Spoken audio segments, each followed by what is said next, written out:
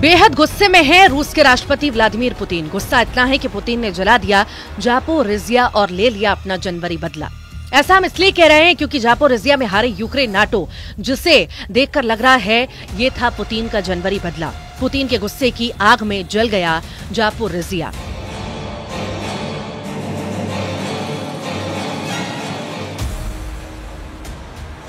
एक 1050 दिन से ज्यादा की रूस यूक्रेन जंग में अब जंग इतनी भयानक और बेरहम हो चुकी है कि रूस और यूक्रेन दोनों के सैनिकों के साथ साथ आम नागरिक मारे जा रहे हैं।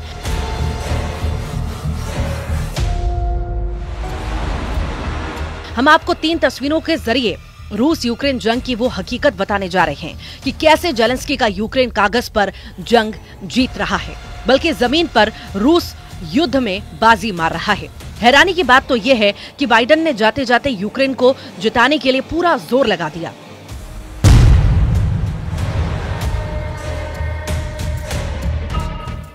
लेकिन पुतिन का रूस नहले पर दहले मार रहा है। रूस के कुर्स्क इलाके में यहां यूक्रेनी सेना बाजी पलटना चाहती है, तो वहीं दक्षिण पूर्वी यूक्रेन के जापोरिजिया में रूसी मिसाइल और ग्लाइड बम ने भारी तबाही मचाई है। हम आपको दिखाने जा रहे हैं कि कैसे पुतिन ने अपने सैन्य अफसरों की मौत का बदला लिया, जिसने यूक्रेन के साथ साथ अमेरिका और ब्रिटेन को भी हैरान कर दिया।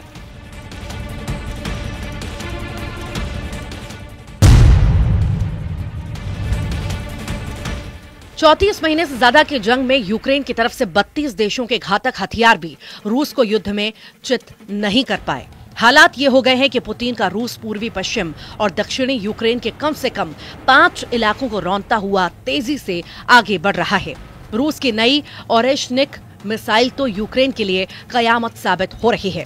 जरा देखिए पिछले 24 घंटे से पुतिन के रूस ने किस तरह से यूक्रेन के जापोरिजिया को जला रहे हैं।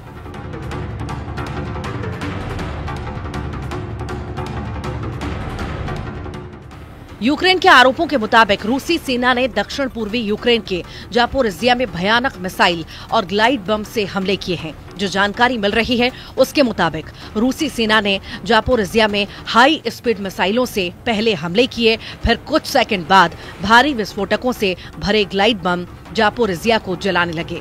आप इसी से ही अंदाजा लगा सकते हैं कि हमले के महज 13 मिनट के अंदर जापोरिजिया का बड़ा इलाका धू-धू कर जलने लगा। इस हमले में 13 से ज्यादा यूक्रेनी नागरिक मारे गए, जबकि 30 से ज्यादा घायल हुए हैं।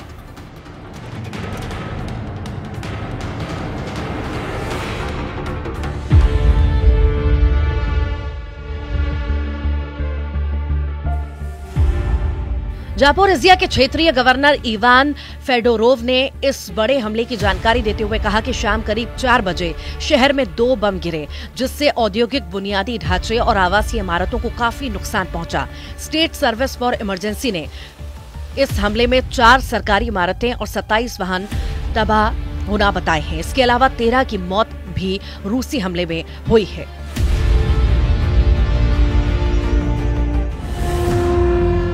रूस ने इतना भयानक हमला यूक्रेन के जापोरिजिया पर क्यों किया, इसे भी जान लीजिए। यूक्रेनी दावों के मुताबिक यूक्रेन ने बॉर्डर से 500 किलोमीटर दूर कुर्स्क क्षेत्र में रूसी सेना मुख्यालय पर स्टॉर्म शैडो मिसाइल से हमला किया था, जिसमें टॉप 2 रूसी अधिकारी मारे गए थे।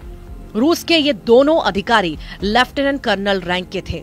इसी तरह से यूक्रेनी सेना ने ड्रोन से 1000 किलोमीटर से अधिक दूरी पर हमले किए थे, जिसमें रूस के सारातोव में मौजूद तेल डिपो में भयानक तबाही हुई थी।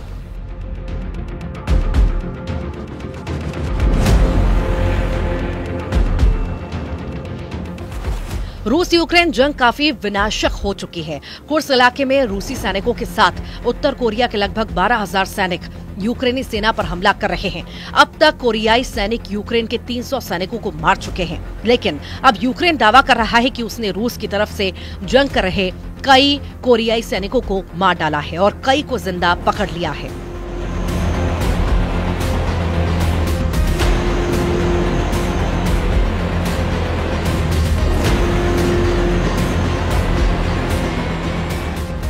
जरा ये तस्वीर देखिए। ये उत्तर कोरिया के सुप्रीम लीडर किम की सेना का सैनिक है, जिसे यूक्रेनी सेना ने रूस की तरफ से जंग करते वक्त गिरफ्तार किया। यूक्रेन ये दिखाना चाह रहा है कि वो जंग में जीत रहा है। जरा देखिए राष्ट्रपति जेलेंस्की कोरियाई सैनिकों पर क्या दावा कर रहे हैं। І ми бачимо, що російські військові та північнокорейські наглядачі взагалі не зацікавлені у виживанні цих корейців. Все у них робиться так, щоб для нас було неможливо захопити корейців в полон. Їх свої ж добивають, є такі факти, і в штурми росіяни їх посилають так, щоб у них було мінімум захисту. यूक्रेन के राष्ट्रपति जेलेंस्की ने दावा किया है कि इस युद्ध में रूस की मदद के लिए उतरे उत्तर कोरिया के 3000 से ज्यादा सैनिकों की मौत हो गई या फिर वे घायल हो गए। जेलेंस्की को डर है कि पुतिन और किम इसका बदला जरूर लेंगे। जेलेंस्की को डर है कि उत्तर कोरियाई रूस की मदद के लिए जल्द ही और सैनिकों और हथियारों को मॉस्को भेज सकता है। जेलेंस्की ने कहा है, जिस तरह से इस जंग में उत्तर कोरिया रूस की मदद कर रहा है, उसे लेकर दुनिया भर के नेता कुछ नहीं कर रहे।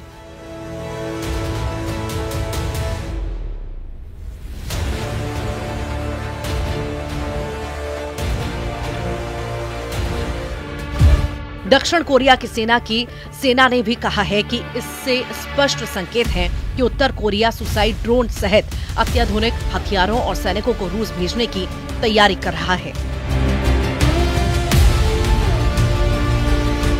हम आपको बता दें, इस वक्त रूस की तरफ से 12,000 कोरियाई सैनिक जंग कर रहे हैं। इन्हीं कोरियाई सैनिकों ने एक हफ्ते पहले 300 यूक्रेनी सैनिकों को मार डाला था।